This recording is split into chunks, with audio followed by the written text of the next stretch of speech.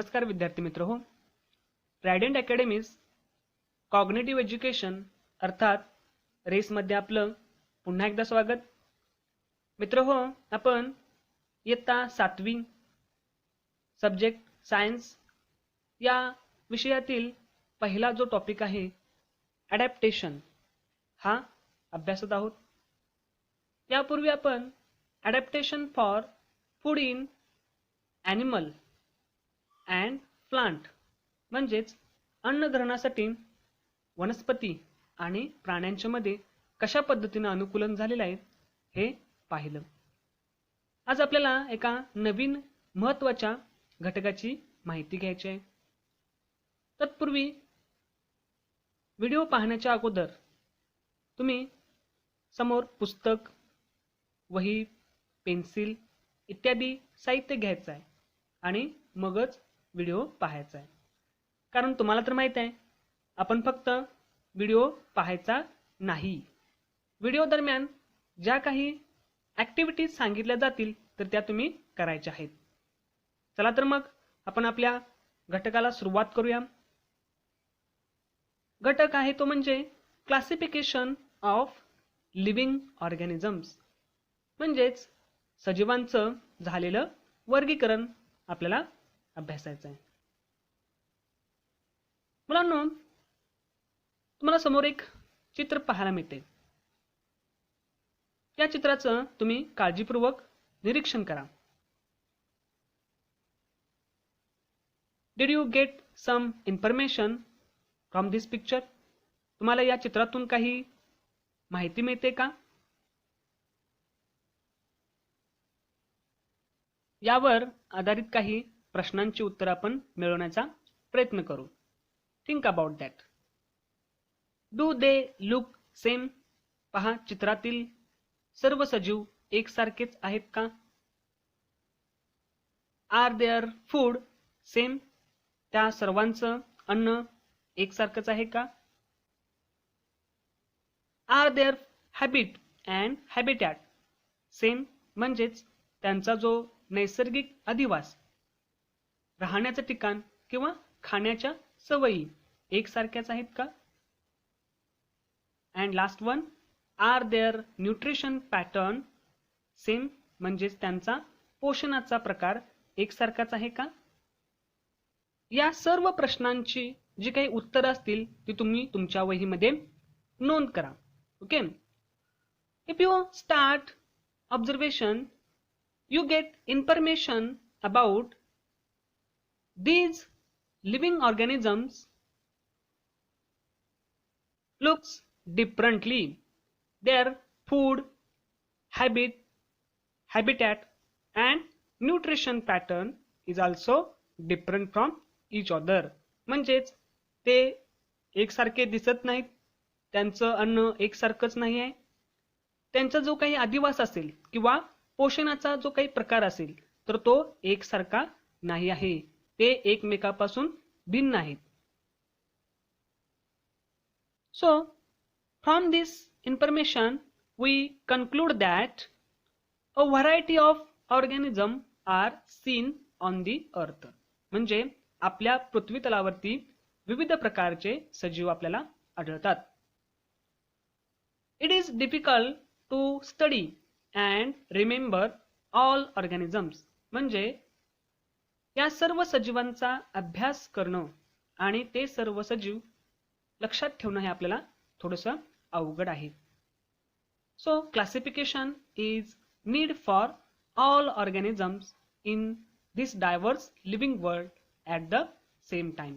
म्हणजेच एकाच वेळेला सर्व सजीवांचा अभ्यास करणं हे आपल्याला अवघड असल्यामुळं क्लासिफिकेशनची आवश्यकता भासते. म्हणजेच वर्गीकरण हे आपल्याला करावं लागेल. आता हे वर्गीकरण नेमकं कशा पद्धतीनं केलं जातं हे आपण अभ्यासूया. Making group and sub group. पहा, या ठिकाणी गट आणि उपगट हे आपल्याला तयार करायचं आहे. Based on similarity and difference. हा गट तयार करत असताना त्यांच्यामध्ये आढळणारे समानता आणि विविधता म्हणजे फरक हे विचारात घेऊन आपण त्यांचं वर्गीकरण करू. पहा मुलांनो, तुमच्या समोर काही चित्र दिसत आहेत. मशरूम आहे, rose plant, mango tree and lotus. So study another काही पिक्चर्स आपण पाहूया. या ठिकाणी water hen, horse, cockroach, frog and bird म्हणजे आपल्याला या ठिकाणी अशा काही चित्रांचा अभ्यास करावा लागेल. हवा असल्यास थोडा वेळ व्हिडिओ या ठिकाणी पॉज करा आणि ही जी काही चित्रामध्ये दिसणारी प्राणी असतील किंवा वनस्पती असतील आपण ही त्यांची नोंद घेऊया. Students, can you make a list of these living organisms into two groups as per the similarity and difference between them? Yes, we can classify it as plant and animals. Okay, म्हणजे या ठिकाणी आपल्याला अशा पद्धतीनं वनस्पती आणि प्राणी अशा दोन गटामध्ये आपल्याला विभाजन करता येईल. मँगो असेल, रोज असेल, लोटस अँड मशरूम. आणि प्राण्यांच्या मध्ये तुम्हाला birds, horse, cockroach, frog and water हेन म्हणजेच अशा पद्धतीनं दोन गटामध्ये आपण विभाजन करू शकतो. मुलांनो, या ठिकाणी आपल्याला त्यांच्या काही सारखेपणा आणि फरक या ठिकाणी आढळतो. तो आपण काय करूया, अभ्यासूया. Plants make their own food म्हणजेच वनस्पती स्वतःचं अन्न स्वतः तयार करतात. यामध्ये सर्व जे काही आपण वनस्पती दिसत आहेत त्या स्वतःचं अन्न स्वतः तयार करतात. मात्र ॲनिमल्स जे आहेत ते स्वतःचं अन्न स्वतः तयार करू शकत नाहीत. दे cannot make their own food. Okay, म्हणजेच या ठिकाणी हा त्यांच्यातला सारखेपणा आहे. मग त्यांच्यात नेमका फरक काय? They do not show any locomotion म्हणजेच ते कोणत्याही प्रकारची हालचाल दर्शवत नाहीत. मात्र जे काही ॲनिमल्स आहेत ते मात्र हालचाल दर्शवतात. So this is systematic and scientific study म्हणजेच हा शास्त्रीय आधार घेऊन आपण वनस्पती आणि प्राणी अशा दोन गटामध्ये त्यांचं विभाजन करू शकतो. आणखीन कोणकोणत्या पद्धतीने आपण त्यांचं वर्गीकरण करू शकतो?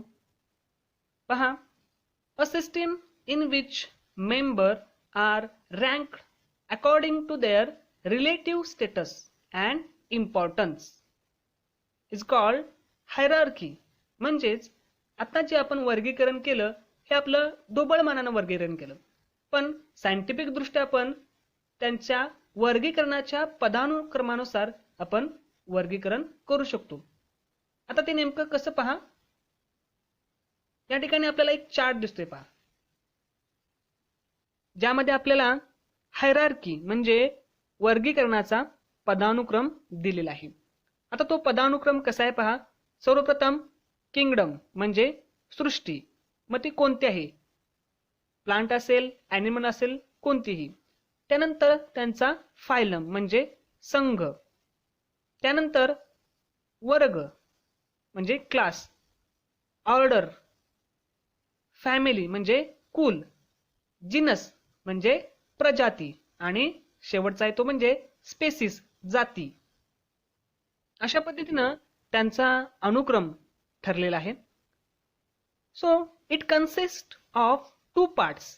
First part is genus and second part that is species. म्हणजे आपल्याला पहिला जो पार्ट आहे तो म्हणजे जिनस प्रजाती आणि दुसरा जो घटक आहे तो म्हणजे स्पेसिस. या दोन घटकांच्या आधारे आपण एखाद्या प्लांट किंवा ॲनिमलला सायंटिफिक नेम देऊ शकतो. यासाठी आपल्याला काही गोष्टी विचारात घ्यावे लागतील. Assign name to an organism is called nomenclature. म्हणजेच काय, एखाद्या गोष्टीला नाव देणं म्हणजेच त्याचं नॉमेनक्लेचर, नामकरण. आता नामकरणासाठी विविध सायंटिस्ट होते, त्यांनी आपापल्या परीनं योगदान दिलेलं आहे. त्यापैकी कार्ल लिनेस आहेत, त्यांनी बायनोमियल नॉमेनक्लेचर म्हणजेच द्विनाम पद्धत शोधून काढली. एखाद्या गटाला कशा पद्धतीनं बायनोमियल द्विनाम दिलं जातं हे आपण पाहूया. सर्वप्रथम तुम्ही या चित्रांचं निरीक्षण करा. त्यांची जी काही नावे आहेत तुम्ही वहीमध्ये नोंद करा. So it means that naming the correct scientific name to an organism is called binomial nomenclature.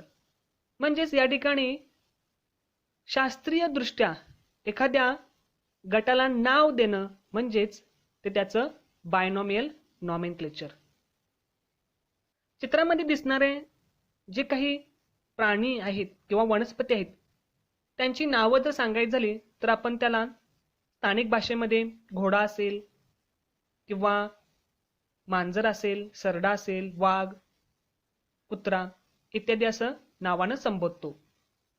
So these are the local or common name, which means that these organisms they are not known as by same name in the world. म्हणजेच जगामध्ये या प्राण्यांना एकाच नावानं ओळखलं जात नाही.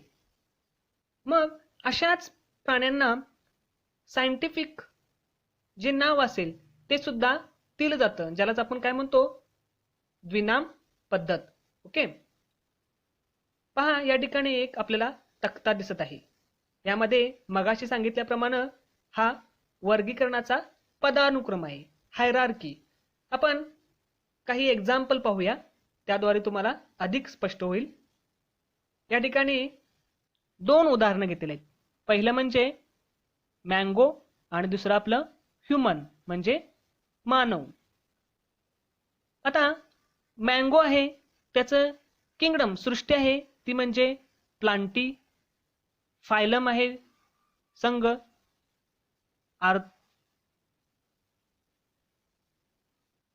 अँथोफायला.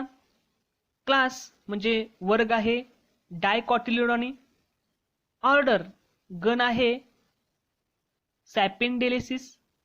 Family कुल आहे ॲनाकार्डियासी. जिनस मँजिफेरा आणि स्पेसिस आहे इंडिका. त्याच पद्धतीनं तुम्हाला जो काही ह्युमन गट आहे असाच पदानुक्रम पाहायला मिळेल. त्याचं तुम्ही निरीक्षण करा आणि तुमच्या वहीमध्ये लिहून काढा. मुलांनो, तुमच्यासमोर आणखीन काही चित्र दिसत आहेत पहा. त्यांचं सुद्धा तुम्ही काय करा, निरीक्षण करा. त्यांच्यामध्ये तुम्हाला कोणती समानता आढळते पहा. या ठिकाणी आपल्याला काही मांजरांच्या जाती पाहायला मिळत आहेत. पहा, ही सर्व मांजरांचं तुम्ही निरीक्षण करा. यामध्ये तुम्हाला काय आढळतं, या जी काही सर्व मांजरे आहेत ती दिसायला एकसारखी नाही आहेत. त्यांच्यामध्ये रंग, उंची किंवा शेपटीची लांबी आहे ह्यांच्यामध्ये भेद आहे. मात्र असं असताना सुद्धा त्यांच्यामध्ये संकर होऊ शकतो, म्हणजेच प्रजनन आणि वंशवृद्धी होऊ शकते. म्हणजेच जगभरातील सर्व मांजरे एकाच प्रजातीत मोडतात, जरी त्यांच्या जाती वेगवेगळ्या असल्या तरीही. ओके, मग ही जी काही वैज्ञानिक नावं आहेत ती कशी दिली जातात पहा. या ठिकाणी ICN म्हणजेच इंटरनॅशनल कोड ऑफ नॉमेनक्लेचर ही एक आंतरराष्ट्रीय नामकरण संहिता ठरवणारी संस्था आहे. All identified organisms have been assigned a binomial name as per the guidelines of international code of nomenclature. म्हणजेच आंतरराष्ट्रीय नामकरण संहितेच्या नियमानुसार सर्व सजीवांना द्विनाम पद्धतीनं वैज्ञानिक नावं दिली जातात. मग ही कशा पद्धतीनं दिलेली आहेत हे आपण काही उदाहरणांच्या आधारे पाहूया. Some examples that is kingdom, Plantae and Animalia classify by the binomial method of nomenclature. म्हणजे वनस्पती व प्राणी सृष्टीतील द्विनाम पद्धतीनं वर्गीकरण केलेली काही उदाहरणं आपल्याला आहेत. पहा, ही पहा. एका साईडला तुम्हाला सजीवांचं नावं दिसतील, तर दुसऱ्या साईडला सायंटिफिक नेम म्हणजेच काही वैज्ञानिक नावे सुद्धा दिलेली आहेत. पहा, पहिला आहे डॉग, कुत्रा. त्याचं सायंटिफिक नेम आहे कॅनिस ल्युपस फॅमिलरिसिस. ओके. सेकंड, काऊ म्हणजे गाय. त्याचं नाव आहे बॉस टॉरियस. नेक्स्ट, इबिस्कस, त्याला आपण जास्वंद म्हणतो. त्याचं सायंटिफिक नेम आहे पहा इबिस्कस रोजा सायनेसिस. अँड लास्ट वन ज्वारी, जोआर म्हणतात त्याला. त्याचं सायंटिफिक नेम आहे पहा सॉर्गम वल्गेर. ओके. ही झाली पहा त्यांची काही वैज्ञानिक नावे. Okay student, what we learn? Yes, all the organisms of a species are so similar that irrespective of difference in color, height, habitat and habits. म्हणजेच एका जातीतील सर्व सजीव इतके सारखे असतात की त्यांच्यात रंग, उंची, शेपटीची लांबी असेल किंवा इतर जी काही वैशिष्ट्ये आहेत असे काही मतभेद असले तरीही त्यांच्यामध्ये हे वंशवृद्धी होऊ शकते. Student, see this video for many times and try to understand this concept. विद्यार्थी मित्र हो, हा व्हिडिओ पुन्हा पुन्हा पहा आणि ज्या काही कन्सेप्ट असतील तर त्या समजून घेण्याचा प्रयत्न करा. व्हिडिओ दरम्यान सांगितलेल्या सर्व ॲक्टिव्हिटीज तुम्ही पूर्ण करा.